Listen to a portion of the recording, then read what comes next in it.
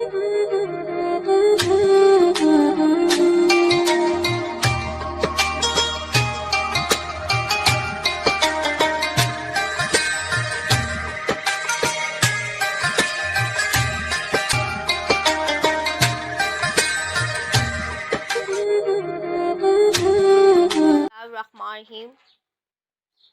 نبی کریم صلی اللہ علیہ وآلہ وسلم کا ارشاد ہے، جو شخص قصداً بلا کسی شرعی عذر کے ایک دن بھی رمضان کے روزے کو افطار کر دے، غیر رمضان کا روزہ چاہے تمام عمر کے روزے رکھے، اس کا بدل نہیں ہو سکتا۔ بعض علماء کا مذہب، جن میں حضرت علی وغیرہ حضرات بھی ہیں، اس حدیث کی بنا پر یہ ہے کہ جس نے رمضان مبارک کے روزے کو بلا وجہ کھو دیا، اس کی قضا ہو ہی نہیں سکتی، چاہے عمر بھر روزے رکھتا رہے۔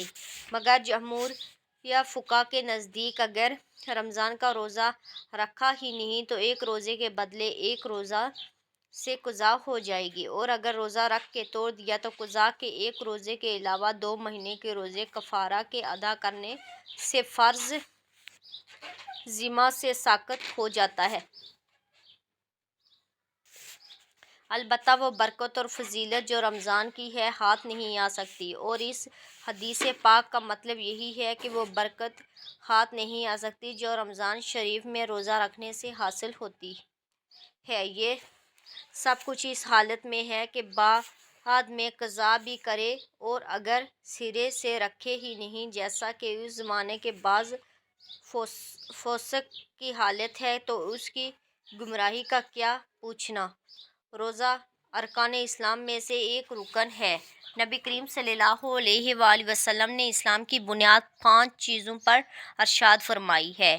سب سے اول توحید، رسالت کا اقرار کرنا، اس کے بعد اسلام کے چاروں مشروع رکن نماز، روزہ، زکوٰۃ، حج۔ کتنے مسلمان ہیں جو مردم شماری میں مسلمان شمار ہوتے ہیں، لیکن ان 5 میں سے ایک کے بھی کرنے والے نہیں ہیں، حتیٰ کہ حضرت ابن عباس رضی اللہ تعالیٰ عنہ کی روایت میں ہے کہ اسلام کی بنیادیں چیزوں پر ہیں: کلمہ شہادت اور نماز روزہ۔